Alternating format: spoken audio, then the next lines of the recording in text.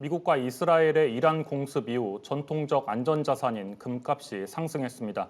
반면 디지털 금으로 불리던 비트코인은 한때 급락 움직임을 보였는데요.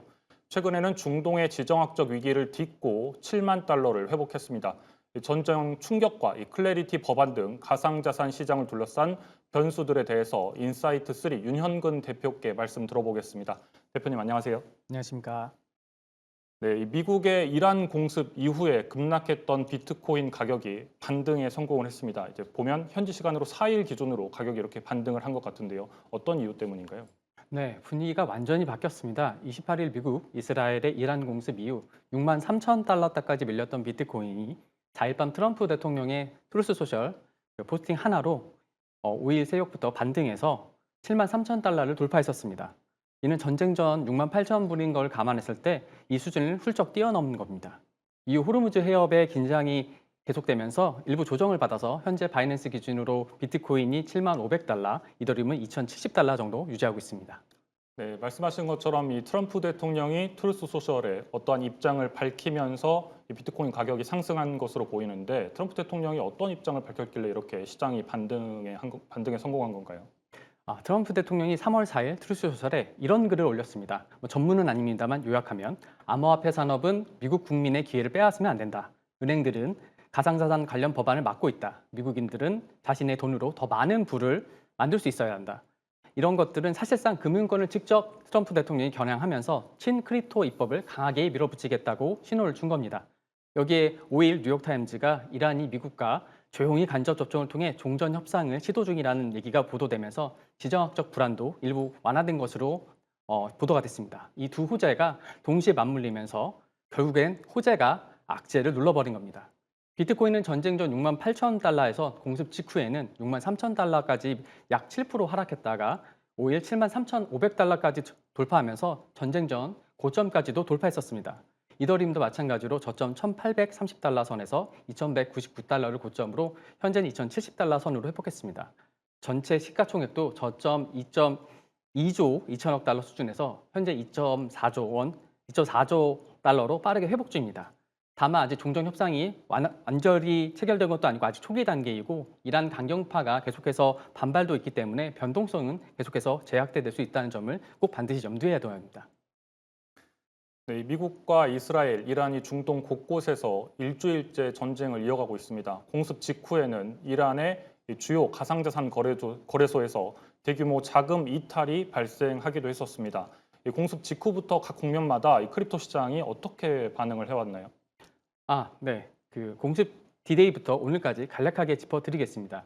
2월 28일 다 아시는 것처럼 현지 시간 9시 45분경에 미국과 이스라엘이 합동 공습 오퍼레이션 에피큐리라고 해서 장대한 분노라는 작전을 개시했었습니다.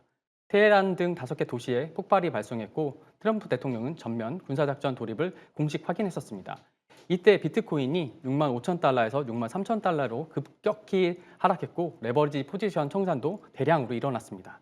3월 1일과 2일에는 이란이 미군 기지에 보복 미사일을 발사했고 호르무즈 해협 긴장이 고조되면서 유가가 배럴당 100달러 근처까지 오르면서 나스닥도 3% 넘게 하락했습니다.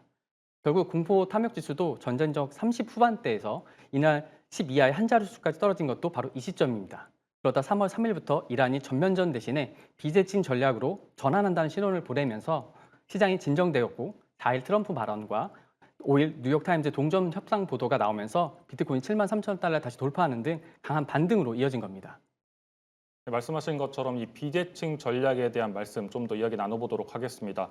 네, 전쟁이 단기에 끝나지 않고 장기전으로 굳어질 수 있다 이러한 우려도 나오고 있는데요. 이 경우에는 크립토 시장이 어떻게 반응을 하게 될까요? 네, 말씀하신 것처럼 이란이 미국과 이스라엘 정면 군사 대결 대신에 사이버 공격이나 대리세력 활용, 주변국 활용이라든가 호르무즈 해협 통제, 그리고 에너지 수출 방해 같은 간접 전략으로 전환한다는 의미로 이것은 전면적 확대 리스크는 줄어든 것이지만 전쟁이 단기에 끝나지 않고 장기 소모전으로 굳어질 수 있다는 안 좋은 국면을 보이고 있습니다. 그래서 앞으로는 세 가지 시나리오로 볼 수 있을 것 같습니다. 가장 낙관적인 경우에는 이란이 협상에 복귀하고 미국의 클레어티 액트까지 통과되면 비트코인이 다시 7만 5천 달러와 8만 달러 이상의 신고가도 도전이 가능하다고 생각하고 있습니다. 그러나 기본 시나리오는 전쟁이 장기화되고 교착이 지속될 경우입니다. 이 경우에는 현재 수준인 6만 5천 달러에서 7만 2천 달러 사이를 박스권 횡보가 예상되고 있고요. 가장 비관적인 경우는 이란이 호르무즈 해협을 완전히 봉쇄하고 유가가 120달러를 돌파하든 등 이렇게 장기전이 지속되면 된다면 5만 5천 달러에서 6만 달러 사이의 재하락 가능성도 배제할 수 없을 겁니다. 지금 반드시 우리가 확인해야 할 것은 변수는 세 가지라고 봅니다. 첫 번째는 비트코인이 7만 5천 달러 저항을 돌파할 것인가, 그리고 이란이 전황 제약화가 될 것인가, 셋째는 미국의 클래리티 법안이 통과될 것인가, 이 세 가지를 보면 될 것 같습니다. 네. 다음으로 가상자산 시장 조성자 제도의 이 양성화 논의가 진전을 보이고 있는데요. 먼저 이 시장 조성자의 개념이 좀 생소할 수도 있을 것 같습니다. 어떤 개념인지부터 좀 설명 부탁드리겠습니다. 앞서 나온 전쟁 이야기하고는 좀 다른 얘기입니다만 사실 오늘처럼 또는 충격이 시장에 왔을 때 시장이 얼마나 잘 버틸 수 있는가가 바로 직결된 이야기입니다. 시장 조성자란 거래소에서 매수 호가와 매도 호가를 동시에 계속 제시해서 거래 상대방이 부족하더라도 시장이 원활하게 돌아갈 수 있도록 유동성을 공급하는 전문 기관입니다. 쉽게 말해서 항상 내가 사겠다, 내가 팔겠다 동시에 외치는 사람이 시장에 있어서 시장이 끊이지 않도록 유지될 수 있도록 중간다리 역할을 하는 겁니다. 네, 말씀하신 것처럼 시장 조성자가 시장의 왜곡을 완화할 수 있을 것이다. 이러한 좀 기대도 있습니다. 최근처럼 이렇게 변동성이 큰 상황에서는 시장 조성자가 만약에 있었다면 충격이 좀 달랐을 수도 있을 것 같은데요. 어떻습니까? 맞습니다. 시장 조성자가 없는 시장은 큰 매도 주문 하나에도 가격이 폭포처럼 떨어지고 있는 것을 볼 수 있습니다. 그것은 호가창이 너무 비어있기 때문입니다. 반면에 시장 조성자가 호가를 촘촘하게 채워주면 같은 충격이 오더라도 낙폭이 줄어들게 됩니다. 우리는 이것을 슬리피지 감소라고 하는데요. 큰 주문을 넣더라도 예상 가격에 가깝게 체결될 수 있다는 겁니다. 역할은 한 세 가지 정도가 있을 것 같습니다. 호가창을 채워 거래를 원활하게 하고 매수가와 매도가 차익인 스프레드로 수익을 낼 수 있고 급등할 때는 팔고 급락하면 사면서 가격의 변동성도 완화할 수 있습니다. 네, 이 글로벌 가상자산 거래소들은 국내와 다르게 시장 조성자를 이미 운영을 하고 있죠.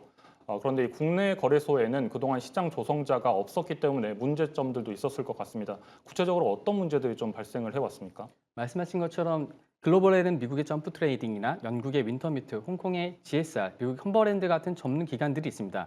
이 공통적인 것은 이런 시장 조성자들은 거래소와 공식 파트너십을 맺고 일정 스프레드 이내에서 지속적으로 호가를 제시하고 있고 대신 거래소는 수수료를 깎아주고 인센티브를 제공하면서 시장 조성사는 호가청을 채우고 유동성을 설계하고 있고 있으면 거래가 편해지고 작은 충격에도 시장이 흔들리지 않습니다.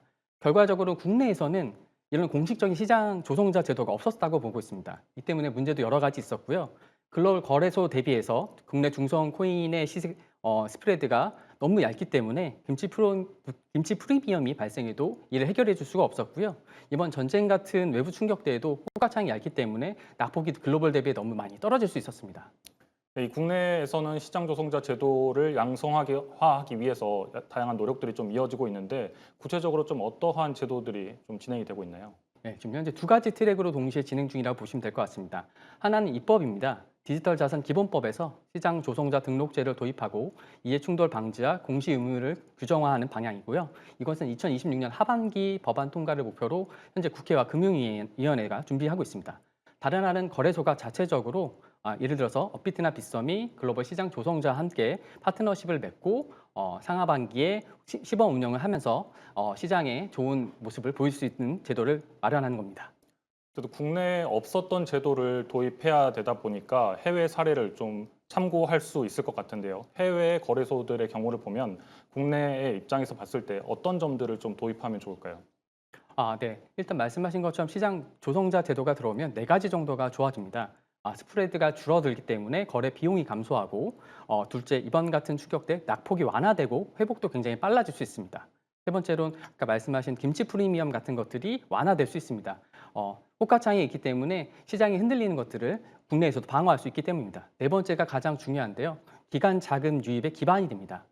그 이유는 디지털 자산 기본법에서 법인 투자가 허용될 예정인데 법인들 같은 경우에는 수십억, 수백억 주문들이 한꺼번에 넣게 됩니다. 그런데 이런 주문 하나가 가격이 크게 흔들리면 법인에서는 투자를 기피할 수밖에 없겠습니다. 그러나 시장 조성자 제도는 기간 자금이 들어오는 인프라를 제공하기 때문에 충분히 좋은 모습을 보일 수 있을 거라 기대하고 있습니다. 이 투자자 입장에서는 시장 조성자 도입이 어떤 영향을 미치게 될지도 궁금합니다. 물론 장점도 있겠지만 단점도 있을 것 같은데요. 주의해야 할 부분은 없을까요? 아까 말씀드린 장점만큼 큰 리스크도 있습니다. 가장 큰 우려는 글로벌에서 많이 발생하는 워시 트레이딩이라고 하고 있습니다. 시장 조성자가 자기 계정 간의 거래를 반복함으로써 거래량을 부풀리며 시장을 흔들리는 시세 조정이 가능하게 됩니다. 해외에서도 실제로 많은 사례가 발생된 경우가 있고요. 국내에서는 작년에 10월에 빗썸에서 테더가 보통 1달러를 유지해야 되는데 1,650원인 테더가 5,700원까지 오르면서 굉장히 시장이 흔들렸던 경우가 있습니다. 그래서 우리는 이 호가를 조작할 가능성과 호가를 두껍게 체결했을 때 위기 때 호가를 철수하는 경우가 있기 때문에 결과적으로는 금융당국의 가장 중요한 것은 감독입니다. 거래소가 시장 조성사 명단을 공개하는지, 금융당국이 이상 거래를 실시간으로 탐지할 수 있는지, 또는 이해 충돌이 없는지 이런 것들을 감독할 수 있는 금융당국의 시장 조성자 제도가 반드시 이루어져야 될 거라고 보고 있습니다. 네, 마지막으로 짧게 질문 하나 드리겠습니다. 이 가상자산 시장에서 투자자들이 가장 주목해야 할 어떤 단기적인 이슈가 있다면 어떤 이벤트가 있을까요? 오늘 계속 말씀 나눈 것 중에서 두 가지가 중요한데요. 결국엔 이란 협상을 살펴봐야 되고, 그리고 미국의 클래리티 입법 속도 두 가지를 계속해서 지켜봐야 됩니다. 그리고 오늘 말씀드린 시장 조성자 제도 같은 경우는 당장의 호재는 아니겠지만 기간의 인프라가 잘리는 부분이고 앞으로 향후 법인 투자가 허용되는 시점에서 가장 중요한 부분이기 때문에 구조가 조용히 만들어진다고 볼 수 있을 것 같습니다. 네, 오늘 말씀 여기까지 듣겠습니다. 지금까지 미국과 이란의 군사적 충돌, 그리고 클래리티 법안, 시장 조성자 등 가상자산 시장을 둘러싼 변수들에 대해서 윤현근 대표께 말씀 들어봤습니다. 감사합니다. 감사합니다.